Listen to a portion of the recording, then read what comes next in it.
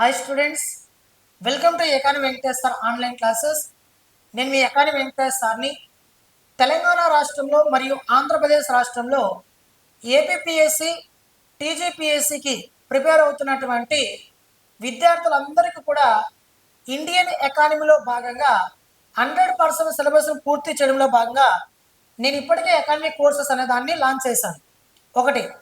రెండవది ఏమంటే తెలంగాణ రాష్ట్ర విద్యార్థులకు, ఆంధ్రప్రదేశ్ రాష్ట్ర విద్యార్థులకు మీరు ఏ కాంపిటేటివ్ ఫీల్డ్ కన్నా ప్రిపేర్ అవ్వండి.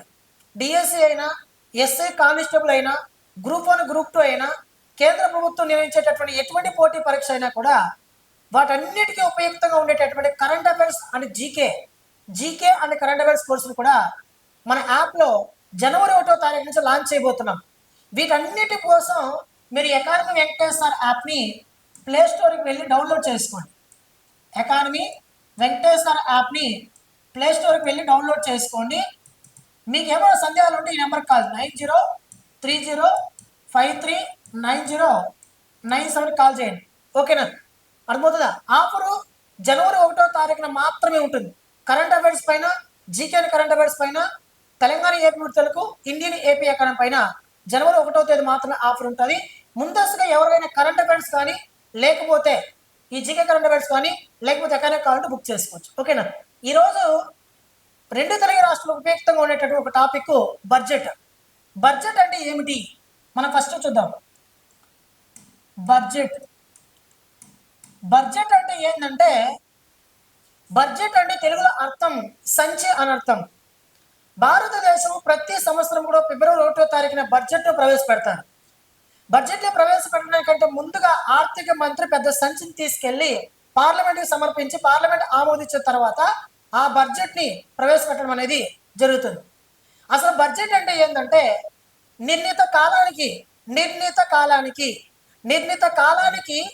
చేసేటటువంటి వ్యయాన్ని, దాని కొరకు మనం సమకూర్చేటటువంటి రాబడిని బడ్జెట్ అని పిలుస్తారు. ఓకేనా? మళ్ళీసారి చెప్తున్నా. బడ్జెట్ అంటే నిర్ణీత కాలానికి చేసేటటువంటి వ్యయాన్ని, దాని కొరకు మనము సమకూర్చుకునేటటువంటి రాబడిని బడ్జెట్ అని పిలుస్తారు. లేదా రాబోయే సంవత్సరం ప్రభుత్వం అమలు చేసే పథకాలు, దాని యొక్క విధానాలు ప్లస్ వ్యూహాల గురించి తెలియజేసే దాన్ని బడ్జెట్ అని పిలుస్తాం. లేదా రాబోయే సంవత్సరానికి చేసే వ్యయము, దాని కొరకు మనం సమకూర్చేటటువంటి రాబడి వివరాలే బడ్జెట్ అని పిలుస్తాం. ఓకేనా? బడ్జెట్లో ఏమేమి భాగాలుగా ఉంటాయి? ఒకటి, బడ్జెట్లో ఏమేమి భాగాలుగా ఉంటాయి? వ్యయానికి సంబంధించిన గణాంకాలు ఉంటాయి, అదేవిధంగా రాబడికి సంబంధించినటువంటి గణాంకాలు ఉంటాయి, అదేవిధంగా రుణాలకు సంబంధించినటువంటి గణాంకాలు ఉంటాయి, అదేవిధంగా వివిధ రకాల లోట్ల గురించి ఉంటుంది. అంతే కదా? నెక్స్ట్ ఇయర్ చేయాల్సినటువంటి వ్యయాన్ని గురించి ఉంటుంది, నెక్స్ట్ ఇయర్ మనం సమకూర్చాల్సిన రాబడి గురించి ఉంటుంది. అనేక రకాల రుణాలు, కేంద్ర ప్రభుత్వం రాష్ట్ర ప్రభుత్వాలకు ఇచ్చే రుణాలు కావచ్చు, కేంద్ర ప్రభుత్వం తీసుకున్న రుణాలు కావచ్చు, కేంద్ర ప్రభుత్వం తీసుకున్న రుణాలపై చెల్లించే వడ్డీలు కావచ్చు, కేంద్ర ప్రభుత్వం రాష్ట్ర ప్రభుత్వాలకు ఇచ్చిన రుణాలను తిరిగి మళ్ళీ సేకరించడం కావచ్చు, వాటికి సంబంధించిన గణాంకాలు, వివిధ రకాల లోట్లు. మన భారతదేశంలో వివిధ రకాల లోట్లు అంటే ఒకటి మొదటిది రెవెన్యూ లోటు, రెండవది బడ్జెట్ లోటు, మూడవది కోర్సు లోటు ఫిజికల్ డెఫిసిట్, నాలుగవది మానిటైజ్డ్ డెఫిసిట్, ఐదవది మనకి ప్రైమరీ డెఫిసిట్ అనేవి 5 రకాల లోట్లు అనేవి మనకు ఉంటాయి. ఓకే, బడ్జెట్ అంటే నిర్ణీత సమయానికి మనం చేసే వ్యయము, దాని కొరకు మనం సమకూర్చే రాబడిని బడ్జెట్ అని పిలుస్తారు. భారత రాజ్యాంగంలో బడ్జెట్ గురించి తెలియజేసే అధికరణ 112వ అధికరణ. ఎన్నో అధికరణ? భారత రాజ్యాంగంలో బడ్జెట్ గురించి తెలియజేసే అధికరణ 112వ అధికరణ. అయితే భారత రాజ్యాంగంలో బడ్జెట్ అనే పదం భారత రాజ్యాంగం ఎక్కడ కూడా రాయబడలేదు. అంటే భారత రాజ్యాంగంలో డైరెక్ట్ గా బడ్జెట్ గురించి రాయబడలేదు, కానీ ప్రత్యక్షంగా కాకుండా పరోక్షంగా రాయబడింది. ఏమనేసి అంటే 112వ అధికరణలో annual finance statement of central government అనే పదం 112వ అధికరణలో రాయబడింది. కాబట్టి ప్రతి సంవత్సరం కూడా మనం దీన్ని ఏమని పిలుస్తామంటే ప్రభుత్వ వార్షిక విత్త ప్రణాళిక అని పిలుస్తారు. ఓకేనా? ప్రభుత్వ వార్షిక విత్త ప్రణాళిక అని పిలుస్తారు. ఓకేనా? బడ్జెట్ అంటే ఏం లేదు మిత్రమా, అంచనా వేయబడినదే బడ్జెట్. అంటే బడ్జెట్ అంటే గత సంవత్సరంలో మనం చేసినటువంటి వ్యయము, అదేవిధంగా గత సంవత్సరంలో పన్నుల ద్వారా మనం సమకూర్చబడినటువంటి రాబడి ఆధారంగా చేసుకొని నెక్స్ట్ ఇయర్ రాబోయే సంవత్సరానికి అంచనా వేసి ప్రవేశపెట్టబడేదే బడ్జెట్. అంటే గత సంవత్సరం యొక్క గణాంకాలు ఖచ్చితంగా లెక్కలో తీసుకుంటుంది. గడిచిన సంవత్సరం యొక్క వ్యయాల గణాంకాలను, గడిచిన సంవత్సరం యొక్క రాబడి గణాంకాలను తీసుకొని నెక్స్ట్ ఇయర్ ఎంత వ్యయమవుతుంది, ఎంత రాబడి మనం సమకూర్చాలి అనే అంచనా వేయబడేదే బడ్జెట్. కాబట్టి బడ్జెట్ ని ప్రభుత్వ వార్షిక విత్త ప్రణాళిక అని పిలుస్తారు. బడ్జెట్ ని అంచనా వేయబడిన బడ్జెట్ అని కూడా పిలుస్తారు. దీనినే మనం సాంప్రదాయ బడ్జెట్ అని పిలుస్తాం, దీన్నే వార్షిక బడ్జెట్ అని పిలుస్తాం, దీనిని మనం యాన్యువల్ బడ్జెట్ అని పిలుస్తాం, దీనినే మనకి ఆధారిత బడ్జెట్ అని కూడా పిలుస్తాం. ఆధారిత బడ్జెట్ అంటే గత సంవత్సరం చేసినటువంటి వ్యయాలు గణాంకాల ఆధారంగా చేసుకొని ఈ సంవత్సరం బడ్జెట్ ప్రవేశపెడితే అది ఏమవుతుంది, ఆధారిత బడ్జెట్ అవుతుంది. ఓకేనా. అయితే బడ్జెట్ మనకి రెండు రకాలు. స్థూలంగా బడ్జెట్ రెండు రకాలు. ఒకటి రెవెన్యూ బడ్జెట్, రెండు మూలధన బడ్జెట్. ఓకేనా. రెవెన్యూ బడ్జెట్ మళ్ళీ రెండు రకాలు. ఒకటి రెవెన్యూ వ్యయం, రెండు రెవెన్యూ రాబడి. మూలధన బడ్జెట్ రెండు రకాలు. ఒకటి మూలధన వ్యయం, రెండు మూలధన రాబడి. ఓకేనా. రెవెన్యూ వ్యయం మళ్ళీ రెవెన్యూ వ్యయం మనకు చాలా రకాలు ఉంటాయి. ఒకటి వడ్డీ చెల్లింపులు, రెండు సబ్సిడీలు, మూడవది మనము దాని ఏమంటాం ప్రభుత్వం నడపడానికి చేసినటువంటి ఖర్చు అనమాట. ప్రభుత్వం నడపడానికి చేసేటటువంటి ఖర్చు కూడా రెవెన్యూ విభాగం. రెవెన్యూ రాబడి రెండు రకాలు. ప్రత్యక్ష పన్నుల రాబడి, పరోక్ష పన్నుల రాబడి, లేదా పన్నుల రాబడి, పన్నేతర రాబడి. ఇవన్నీ మీకు ఆల్రెడీ చెప్పాను. ఒకటి పన్నుల రాబడి, రెండు పన్నేతర రాబడి. పన్నుల రాబడి రెండు రకాలు. ప్రత్యక్ష పన్నులు, పరోక్ష పన్నులు. పన్నేతర రాబడి అంటే పరిపాలన సంబంధమైన రాబడులు, వాణిజ్య సంబంధమైన రాబడులు, అదేవిధంగా మనకి రాష్ట్ర ప్రభుత్వానికి ఇచ్చేటటువంటి గ్రాంట్లు, ఇవన్నీ కూడా మనకి పన్నేతర రాబడిలో భాగాలుగా మనం చెప్పచ్చు. ఓకేనా. నెక్స్ట్ మూలధన వ్యయం.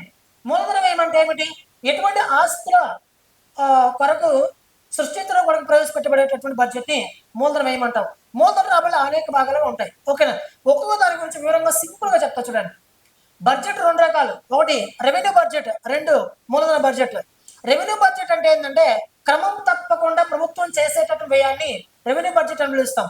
మూలధన బడ్జెట్ అంటే ఆస్తుల సృష్టి కొరకు చేసేటటువంటి బడ్జెట్ ని మూలధన బడ్జెట్ అని పిలుస్తాం. రెవెన్యూ బడ్జెట్ రెండు రకాలు. ఒకటి రెవెన్యూ వ్యయం, రెండు రెవెన్యూ రాబడి. రెవెన్యూ వ్యయం అంటే ప్రతి సంవత్సరము కూడా క్రమం తప్పకుండా ప్రభుత్వం చేసేటటువంటి వ్యయాన్ని రెవెన్యూ వ్యయం అని పిలుస్తారు. అనగా రెవెన్యూ వ్యయం అనేది ఆల్మోస్ట్ ప్రభుత్వం నడపడానికి చేసేటటువంటి వ్యయాన్ని రెవెన్యూ వ్యయం అని పిలుస్తాం.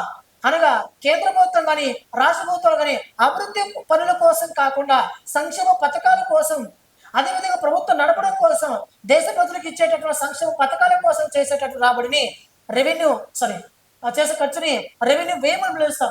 భారతదేశం రెవెన్యూ వ్యయంలో అత్యధిక వాటా ఏది కలిగిందంటే వడ్డీ చెల్లింపులు. వడ్డీ చెల్లింపులు అంటే ఏమి, మనం తీసుకునే రుణానికి తగ్గట్టుగా వడ్డీ చెల్లించాలి, దాన్ని వడ్డీ చెల్లింపులు అని పిలుస్తారు. ఓకేనా.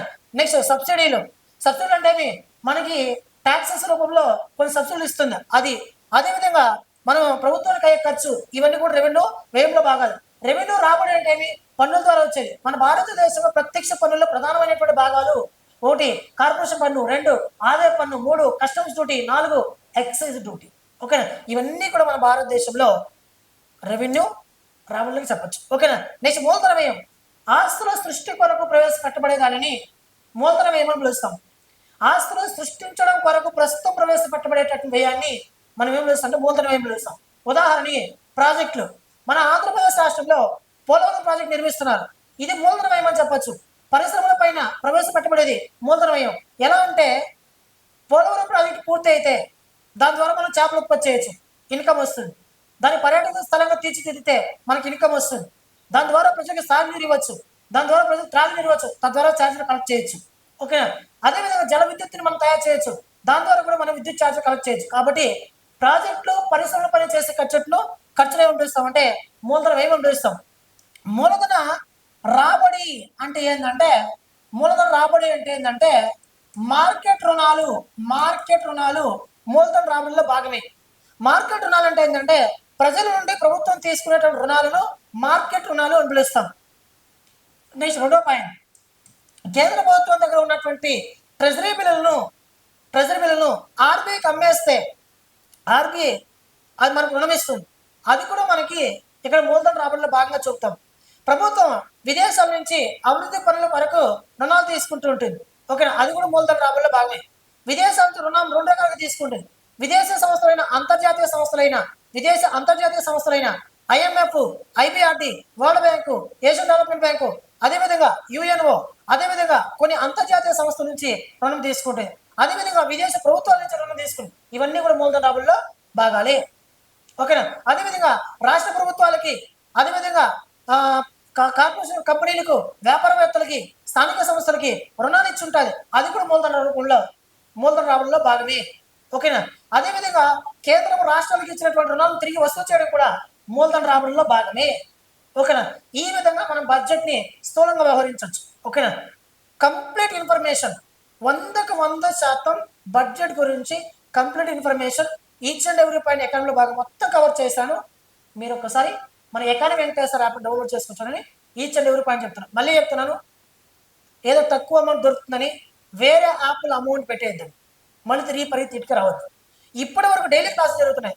ఇప్పటి వరకు మన యాప్లో ఎక్కడ చూడండి, నేను అప్లోడ్ చేసినటువంటి క్లాసెస్లో ఇప్పటి వరకు డైలీ క్లాస్ జరుగుతున్నాయి. ఇప్పుడు క్లాసెస్లో మీరు చూసుకోవచ్చు, ఏ ఒక్క పాయింట్ వరకు కవర్ చేశాను. ఓకేనా, థ్యాంక్ యూ మిత్రమా.